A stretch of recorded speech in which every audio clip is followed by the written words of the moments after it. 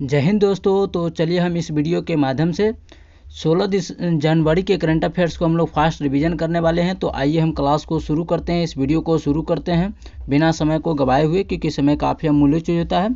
तो यहाँ पर आप लोग देख रहे हैं पहला नंबर प्रश्नों के साथ कि हाल ही में तमिलनाडु के कुडनकुलम परमाणु संयंत्र के लिए 1000 मेगावाट की छठी और अंतिम इकाई का निर्यात किसने किया है। तो अभी हाल फिलहाल में तमिलनाडु के कुडनकुलम परमाणु संयंत्र के लिए 1000 मेगावाट की जो छठी पीढ़ी का यह अंतिम और इकाई निर्यात करने वाला देश कौन बन चुका है। तो ये रूस ने किया है। और यह किसके पास किया है, तो भारत के पास किया है। और इसको स्थापित कहाँ किया जाएगा, तो तमिलनाडु के कुडनकुलम परमाणु संयंत्र में यहाँ पर स्थापित किया जाएगा। इसे 1000 मेगावाट की बिजली उत्पन्न किया जाएगा और यह छठी पीढ़ी का है। ठीक है, तो ये कुडनकुलम परमाणु संयंत्र तमिलनाडु में स्थापित किया जाएगा। इसका निर्माण जो है इंडिया और रूस ने मिलकर के किया है। इसके अंदर 1000 मेगावाट का 6 यूनिट लगाए गए हैं, 6 इकाई स्थापित हुआ है। ठीक है, और ये 6 पीढ़ी का है, ये भी आप लोग याद रखिएगा। 6 इकाई का भारत में निर्यात किया गया है और यह अंतिम इकाई होने वाला है, क्योंकि इससे पहले 5 जो है वो भारत में आ चुके हैं। बनाने वाली रूसी कंपनी कौन है, तो रोसोटोम यह रूस की कंपनी है जो यह इसका निर्माण किया है। यह प्रेशराइज्ड हैवी वाटर परमाणु रिएक्टर है, ये भी आप लोग याद रखिएगा। आइए हम लोग 5 अन्य को देख लेते हैं, या हम लोग महत्वपूर्ण परमाणु रिएक्टर्स को देख लेते हैं कि भारत में कहाँ कहाँ पर परमाणु रिएक्टर है। तो भारत का अन्य महत्वपूर्ण रिएक्टर को देखते हैं, तो यहाँ पर है तमिलनाडु में कुडनकुलम है और कलपक्कम भी है। तो क से कुडनकुलम, क से कलपक्कम, कहाँ पर, तमिलनाडु। वहीं कर्नाटक में कौन सा है, कैगा। महाराष्ट्र में कौन सा है, तारापुर। गुजरात में कौन सा है, काकरापारा। और यहाँ पर देख सकते हैं कि राजस्थान में कौन है, रावतभाटा। और एक उत्तर प्रदेश में है, नरौरा। तो ये भी आप लोग याद रखिएगा। ठीक है, आगे हम लोग देख लेते हैं कि भारत का पहला परमाणु रिएक्टर कौन सा था, अप्सरा, जो ट्राम्बे मुंबई महाराष्ट्र में इसे स्थापित किया गया है और यह एक प्रकार का स्वदेशी भी है। ठीक है, ललन टॉप प्रश्नों को देखते हैं कि IIT रुड़की के शोधकर्ताओं ने विश्व के सबसे बड़े सांप वासुकी इंडिकस का जीवाश्म का खोज कहाँ किया था। तो ध्यान रखिए, जीवाश्म का खोज हुआ था ये गुजरात राज्य में किया गया था। नेक्स्ट प्रश्न ललन टॉप, अंडमान निकोबार के किस आदिवासी समूह ने पहली बार लोकसभा 2024 के लिए मतदान किया था। तो ये सेम्पेन नामक जो जनजाति थी, उन्होंने 2024 की लोकसभा चुनाव में इन्होंने मतदान किया है। 77वें कांस फिल्म फेस्टिवल का ला सिनेफ सेक्शन में चुनी गई पहली भारतीय फिल्म कौन है। तो इसका आप लोग आंसर कमेंट्स में बताएंगे। ठीक है, अगला प्रश्न है कि पहला महासागर दस्क सम्मेलन 2024 का आयोजन किया गया था, स्पेन में किया गया था। नेक्स्ट प्रश्न है दूसरा नंबर, हाल ही में महिला अंतर्राष्ट्रीय वनडे में 70 गेंदों में देश के लिए सबसे तेज शतक लगाने की उपलब्धता हासिल करने वाली महिला कौन बन चुकी है, खिलाड़ी। तो ये स्मृति मंधाना बन चुकी है। सिर्फ 70 गेंदों में इन्होंने सेंचुरी लगा चुकी है। अब स्मृति मंधाना तो सिर्फ 70 गेंदों में शतक लगाई है। वनडे इतिहास में सबसे तेज शतक यह भारतीय महिला खिलाड़ी की तरफ से है और यह खिलाफ आयरलैंड के खिलाफ इन्होंने ठोका है। 10 वनडे शतक लगाने वाली भी प्रथम भारतीय महिला कौन बन चुकी है, तो स्मृति मंधाना बन चुकी है। भारतीय महिला टीम की सर्वोच्च स्कोर 435 रन इस 10 वनडे शतक में लगाई थी ये, और ये भी एक पारी में। और भारतीय महिला टीम की सबसे बड़ी जीत भी इसी पारी में हासिल किया गया था, 435 की साझेदारी में। ठीक है, ललन टॉप प्रश्नों को देखते हैं कि भारतीय वायुसेना ने रॉसकॉस या क्रिस्टल भूल भुलैया 2 बैलिस्टिक मिसाइल का परीक्षण अंडमान निकोबार में किया गया है। स्वर्ण उद्गार के कारण चर्चा में रहा माउंट एरेबस ज्वालामुखी कहाँ पर है, तो ये अंटार्कटिका महाद्वीप में है। नेक्स्ट प्रश्न है पहला परमाणु ऊर्जा शिखर सम्मेलन कहाँ आयोजित किया गया था, ब्रुसेल्स में। और NATO North Atlantic Treaty Organization और EU यूरोपियन यूनियन का हेडक्वार्टर यानी मुख्यालय कहाँ है, ब्रुसेल्स के बेल्जियम में है। ठीक है, अगला क्वेश्चन है IUCN के एक पर्यवेक्षण में नीलगिरी ताहर सर्वेक्षण किस राज्य में हुआ है, तो तमिलनाडु में। ठीक है, क्वेश्चन नंबर 3 है हाल ही में ईरान ने किसे अपनी भविष्य की राजधानी के रूप में अपनाने की योजना बनाई है।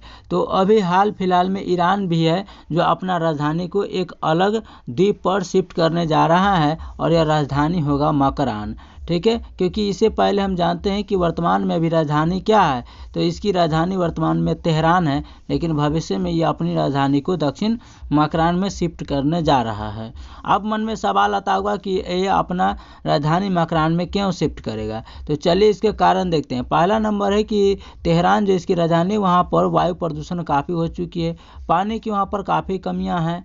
ओमान की खाड़ी और जो मकरान दक्षिण मकरान में स्थित स्थापित करेगा भविष्य की राजधानी, क्यों करेगा, तो ओमान की खाड़ी और हार्मुज जल संधि के पास होने के कारण यह लोकेशन में महत्वपूर्ण कारण के लोकेशन में दिखेगा, जिसके कारण यह दक्षिण मकरान में इसे स्थापित किया जाएगा। मकरान तट पर ही चाबहार पोर्ट होने के कारण भी इसे स्थापित किया जाएगा। ठीक है, तो ये सब पॉइंट था। दस्त-ए-लूत मरुस्थल कहाँ है, तो ईरान में है। रामसर स्थान ईरान में है और रामसर कन्वेंशन हुआ था 2 फरवरी 1971 को, ये भी आप लोग याद रखेगा। अब थोड़ा सा ईरान का मैप देख लेते हैं। जैसे मान लीजिए हम थोड़ा सा प्रयास किए ईरान, तो यहाँ पर देख सकते हैं, यहाँ पर जो है आपको मकरान है और इसके जस्ट नीचे चाबहार पोर्ट है। ठीक है, और इसके जो पश्चिम साइड में है ये हार्मुज जल संधि है और इसका जो वर्तमान राजधानी तेहरान ये ऊपर यानी नॉर्थ साइड में है। अब इसकी राजधानी दक्षिण मकरान पर होने वाली है। ठीक है, ललन टॉप प्रश्न को देखते हैं। भारतीय वायुसेना और नौसेना में शामिल रैपिड मिसाइल की विशेषता क्या है, तो यह हवा से सतह में मार करने वाली मिसाइल है। भारत सरकार को किस देश की कांकेसंतुरई बंदरगाह को नवीकरण परियोजना के अधिकार मिला है, तो ये श्रीलंका का है कांकेसंतुरई बंदरगाह, और इसका नवीकरण करने का, इसे फिर से शुरू करने का अधिकार भारत को मिला है। संयुक्त राष्ट्र जनसंख्या और विकास आयोग के कार्यक्रम में देश का प्रतिनिधित्व करने वाली महिला सरपंच कौन है, सुप्रिया हैं, हेमा है और नीरू, ये 3 महिला हैं। वहीं अगला प्रश्न को देखें कि पहली राष्ट्रीय महिला हॉकी लीग 2024 का आयोजन झारखंड में किया गया था।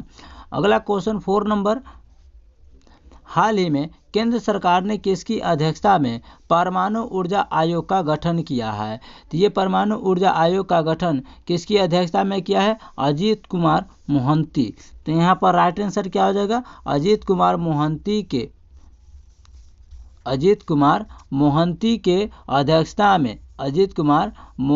के अध्यक्षता में यह जो है परमाणु ऊर्जा आयोग का स्थापना किया गया है। इसको फिर से पुनर्गठन किया जा रहा है, फिर से इसे स्थापित किया जा रहा है।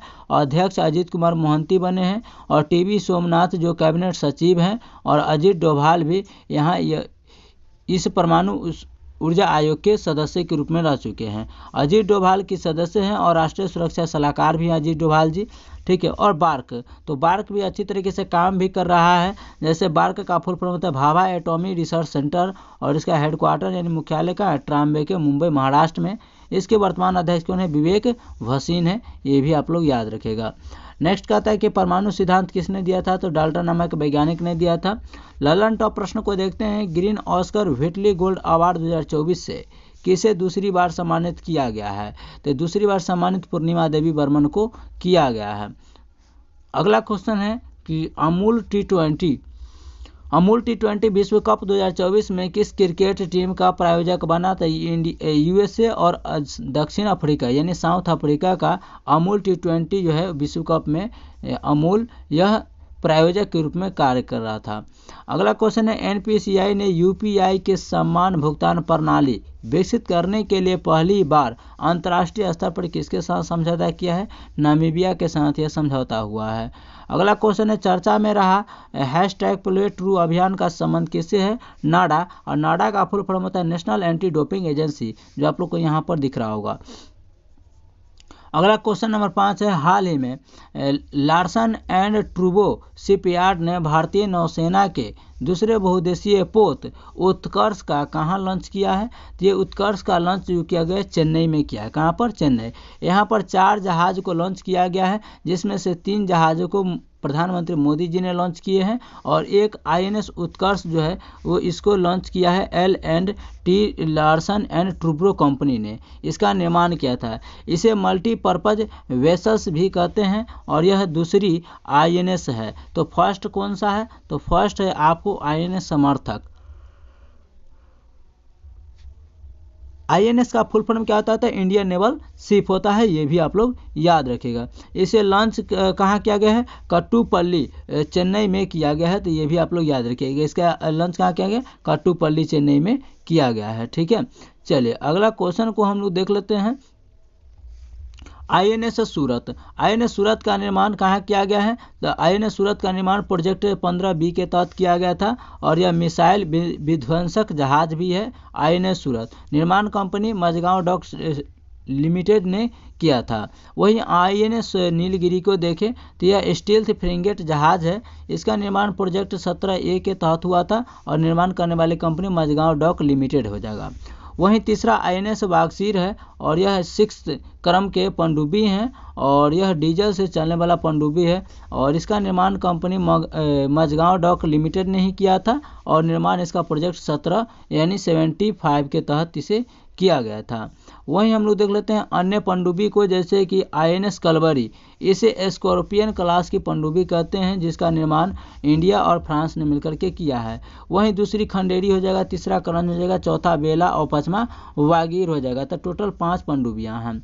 ललन टॉप प्रश्न को देखते हैं। वर्ल्ड प्रेस फ्रीडम इंडेक्स 2024 में भारत का स्थान कौन सा? 159वें स्थान पर है।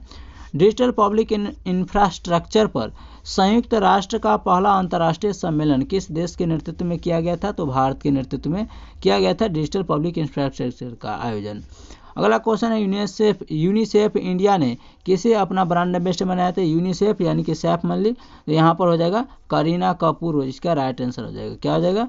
करीना कपूर जो है इसके ब्रांड एम्बेसडर है। ठीक है, चलिए अगला क्वेश्चन कहता है कि विश्व की पहली AI राजनयिक विक्टोरिया सी को किस देश ने लॉन्च किया है? तो यूक्रेन ने लॉन्च किया है। किसने? यूक्रेन। अगला क्वेश्चन है हाल ही में किसे यूनेस्को विरासत का प्रमाण पत्र मिला है? तो ये चराई देव मोइदम जो है इसे यूनेस्को में विरासत में शामिल किया गया है, विश्व विरासत में शामिल किया गया है। इसकी घोषणा पहले हो चुका था, लेकिन यह शामिल किसने किया? यूनेस्को। तो यूनेस्को जिसे हम लोग विश्व धरोहर स्थल कहते हैं, इसमें इसे शामिल किया गया है। इटली का टोटल 60 विश्व धरोहर है, इसको शामिल किया गया है, और भारत के टोटल 43 हैं जो विश्व धरोहर यूनेस्को के विश्व धरोहर में शामिल है। 43वां कौन है? तो 43वां जो है आप लोग को बता दें कि ये 43वां हो गया मोइदम। और मोइदम कहाँ है? तो यह असम का कब्रिस्तान यानी कि अहोम राजवंश का कब्रिस्तान कहा जाता है, और यह असम में है।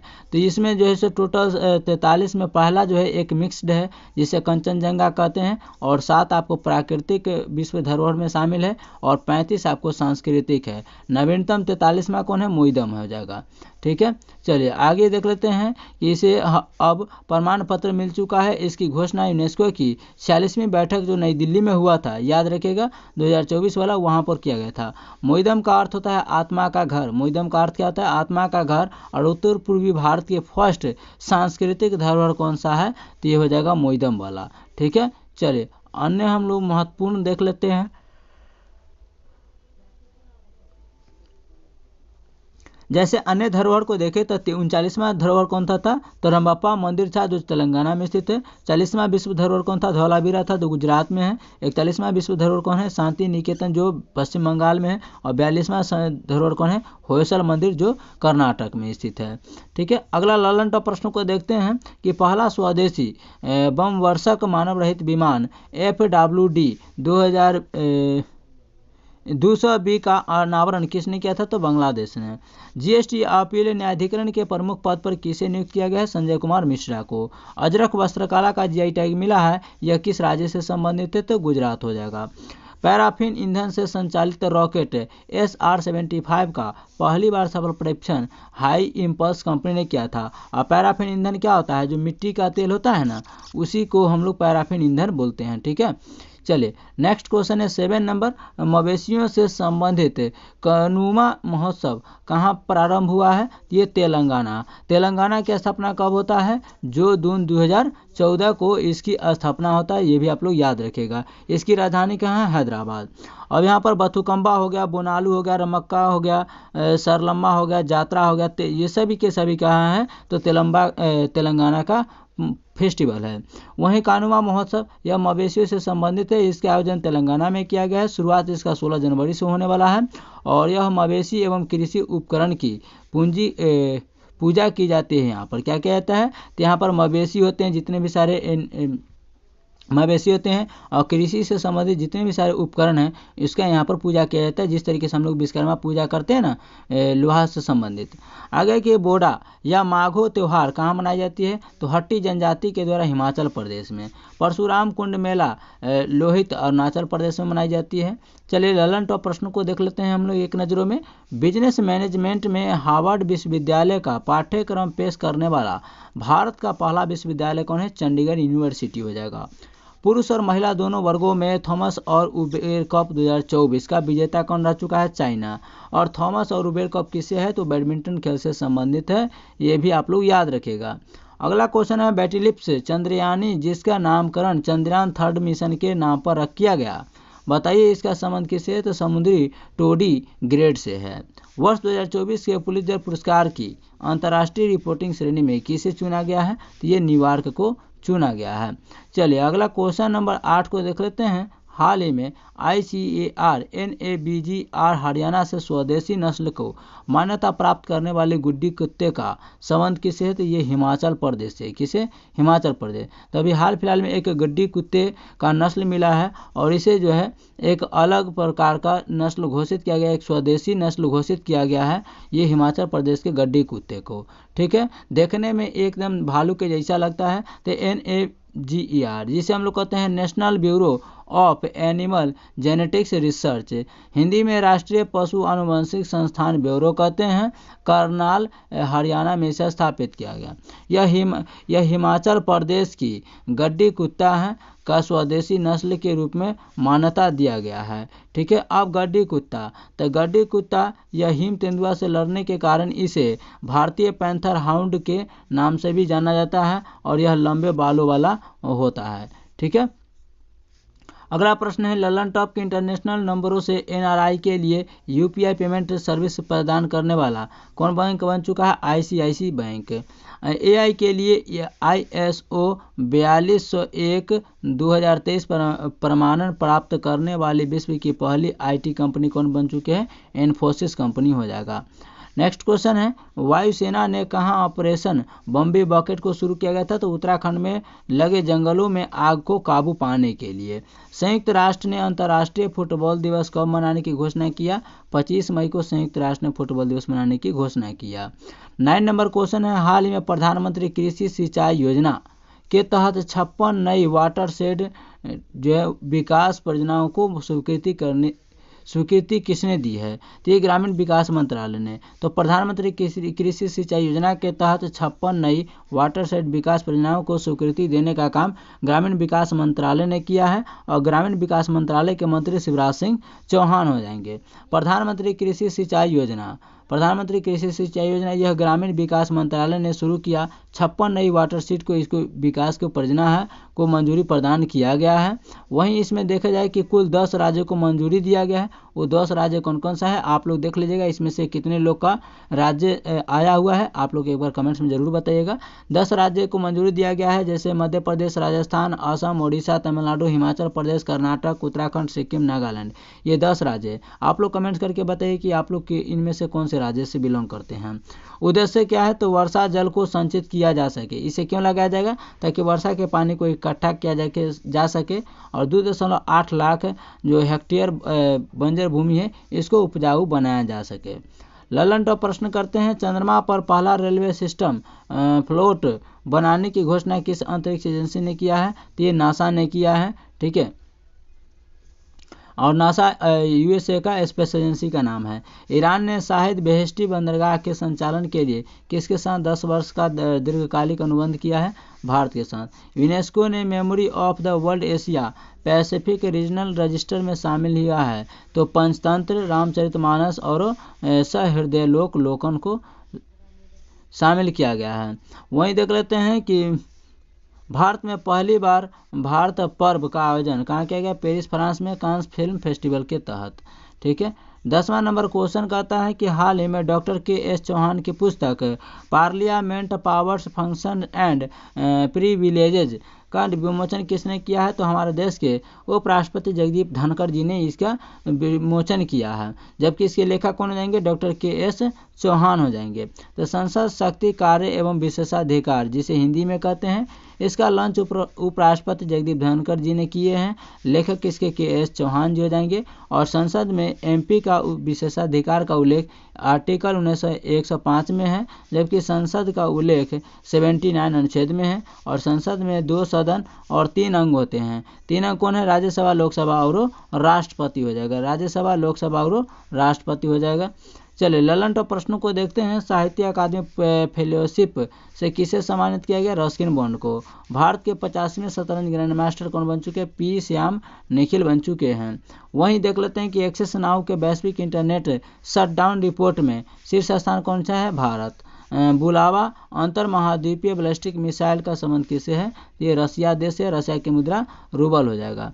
ठीक है, तो चलिए मिलते हैं नेक्स्ट क्लास में। तब तक के लिए जय हिंद। मस्त रहिए, स्वस्थ रहिए और अपने लक्ष्य के प्रति व्यस्त रहिए।